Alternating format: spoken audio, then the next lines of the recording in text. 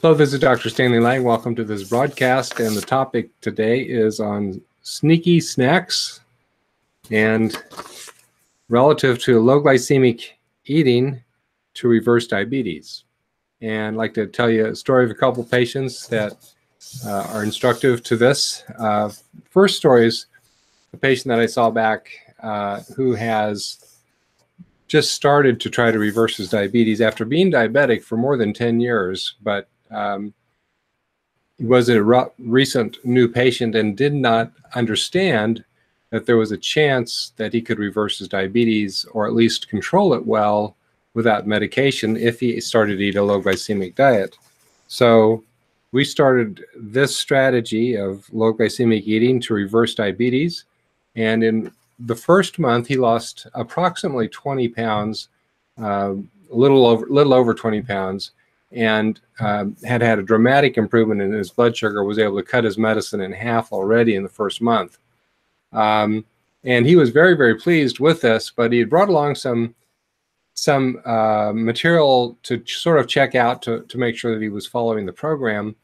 And the low glycemic plan that we use does allow more fruit than most low glycemic plans because, simply put, it works and it gives people more flexibility for having a more entertaining meal, we'll say. But in terms of one of the snacks that he brought along, he gave it to me, and I looked at the ingredients, which were in very fine print, and I pointed out to him that the second ingredient on this snack that looked like it would be very healthy, it was mainly nuts, some other fruit in it, but the second ingredient was sugar. So the food industry had taken this nut fruit mixture and had put sugar on top of it, obviously to enhance the taste.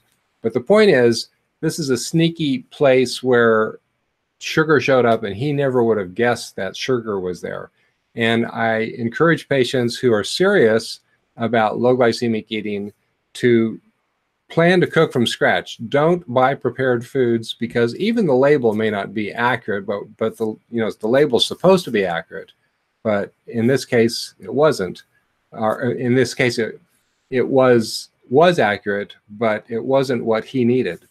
And so it's really important that you be aware that the food industry puts sugar in lots and lots of things. It will interrupt your goal for consuming a low glycemic diet. In spite of that, because of all the other major changes he'd made, he'd still lost more than 20 pounds. The second story is a patient who is much older, and this person had been complaining of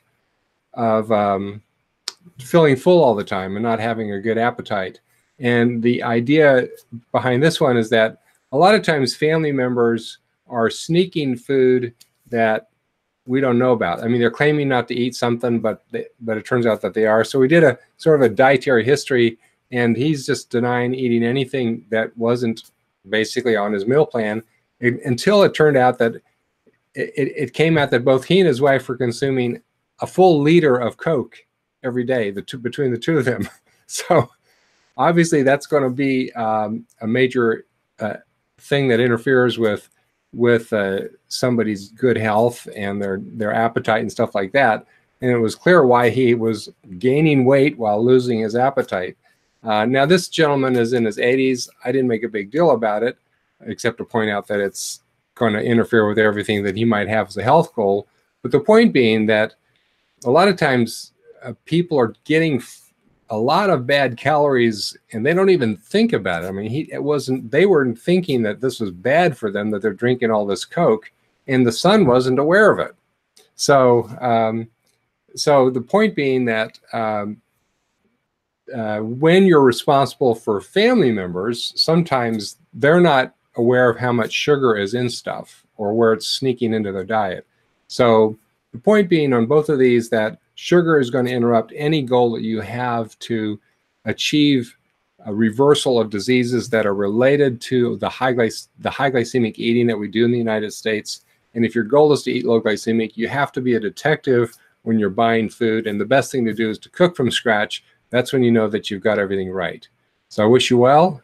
And as always, a whole person health approach is a a body, mind, and spirit approach. So I wish you well in your whole person health goals. Have a good day. God bless.